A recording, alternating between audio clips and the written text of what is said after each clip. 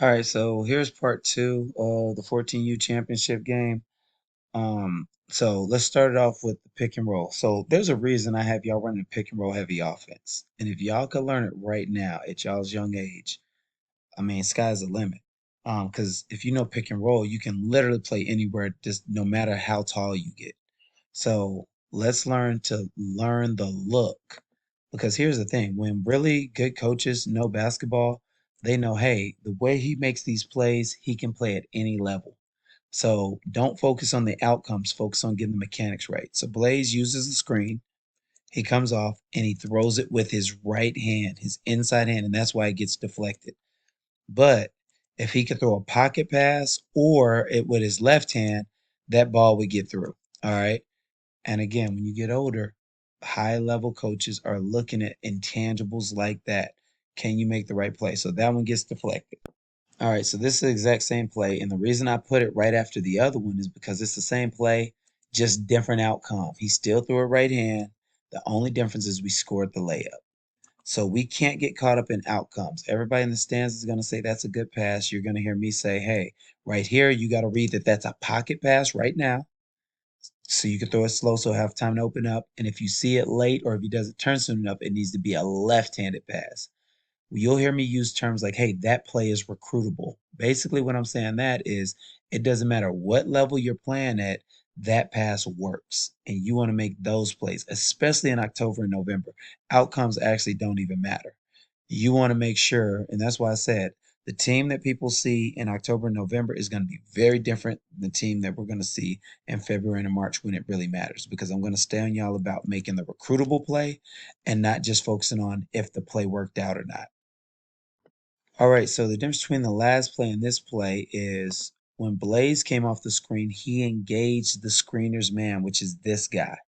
Right now, people are going to look at where your eyes are looking. All right, so when you come off, Cohen's eyes never look like he wants to attack the rim because he's not looking at the rim. He's just looking to pass. So as a result, this guy doesn't have to engage as long. If you had attacked like you wanted to score, you'd engage him, and Jossie would be wide open. Right now, he still is, but you're not looking there. So this guy drops into coverage, and you can't throw it to him. So make sure you attack so this guy has to engage. All right, let's look at it one more time. We come off the pass, not score, and because of that, we don't engage the guy, and Jossie isn't nearly as open. All right, so here's the difference. All right, so everybody's on different phases, right? Cohen is on the phase of how do I engage this guy right here? Since Blaze does engage him, he creates a big pocket to throw to Jossie. That's the only difference we're looking at there. All right, let's talk about this press break. It's not bad, but it's not perfect. Julian takes an unnecessary dribble. Quit taking dribbles. There's no reason for that dribble. All right, you didn't go nowhere. All you did was become a worse passer and shooter. All right, now we throw it here. We throw it over the top. This is a great read by Blaze. He lifts the ball. That is a point five decision. He knew a guy was coming. A great play. And that's how it should be. It's like you get the ball to a good ball handler on the weak side after taking on the trap. Now, right here, Blaze, this guy stays high. Throw it over the top because he's in line with you. And then Jossie have way more time to score. It takes you another dribble and a step. You throw a bounce pass, but now the rotating defender is there bothering Jossie. Now, Jossie, you still got to make it. But what I'm telling Blaze is there's a way to make you a bit more efficient.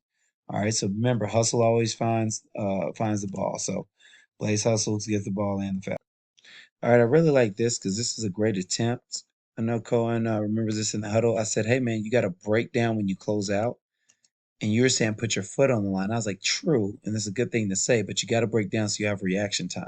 So you tried to slide and you end up getting a foul, although you put your foot on the baseline. So the reason I was saying that is like, yes, the concept of putting your foot on the baseline makes sense, but you still fouled him. So on that one, the guy didn't get by you. So I really appreciate that. But what you got to make sure you do is break down a little sooner and realize, is this guy really trying to shoot or is he trying to drive? And if he's trying to drive, I need to break down sooner and cut him off before he hits the baseline. All right. But nonetheless, hey, that was a great attempt after us talking it over. And by the end of the season, again, this is going to be something you're going to be elite at. All right, so this has a bunch of things that I really like about it. All right, so first of all, Cohen starts dribbling at Blaze. So Blaze removes himself because he knows there's going to be a trap and runs to space. All right, again, these are all things you won't get credit for if somebody's watching the game. These are just things that good players do. All right, so he runs to space, which is good. All right, and then here's the next thing, clock pass. A 5 o'clock pass, bounce pass, so it makes sure it gets to Cohen. And because he throws that pass, Cohen's open for a shot. So we got a good shooter taking an open shot. Then remember the ball always finds hustle, so Blaze gets a hand on it. Now look at the tap behind. Levi's been working on that. So we get another tap behind, that's good. And then we have a random screen from Jossie. Like that's a hezzy play. So he just sets a random screen, which allows Blaze to get downhill, and then we get a foul. Now it's always funny to me when I go to museums and see skeletons flexing, but I'll let everybody have their day. But hey, all in all, that was a really good bunch of plays that we put together to make sure that we got 3 points at the end of it. Good stuff. Oh, and I forgot. I want to bring up one more thing that I like.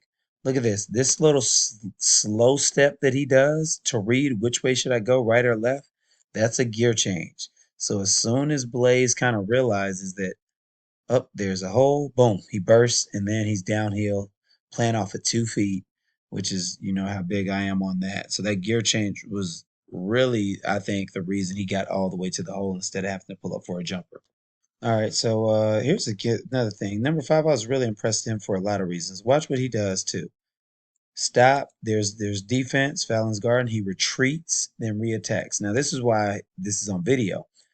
After he reattacks, Cohen, you got to play defense with your feet. We got Fallon on his left, and if you move your feet instead of reaching, he won't be able to split you.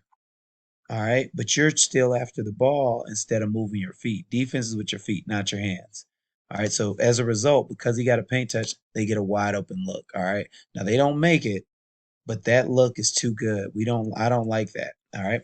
All right, here's another small but big thing, and I want to make sure as an organization we do better at this. So Levi heard us say nobody, and he actually looked back too, but we were saying nobody from the bench. So that meant he ran up and sped this guy up. Because we know if he goes baseline against this defense, we're going to have a second guy defending. So he runs to no space. These to me are turnovers. That is such a difficult shot to make consistently. In our defense, if we could get teams to take this shot on purpose all the time, we've played really good defense. So Levi did a great job right there, taking instruction really quick and has immediately taken action to it. Now, what we got to get stronger at is when we're on defense on this side of half court on the other end, that we could still be the same defensive team as we are when we're right in front of our bench. All right, final clip. So when you hear me say get in and out of screens quick, Johnny sets a screen. It's not bad, but he needs to get out of it a little bit faster to put some pressure on the defense because this team was like doubling the screen, especially when Blaze came off of it. So Levi, look for this. Notice, see, Johnny should be gone by now. But even though he's not gone already, he's still open.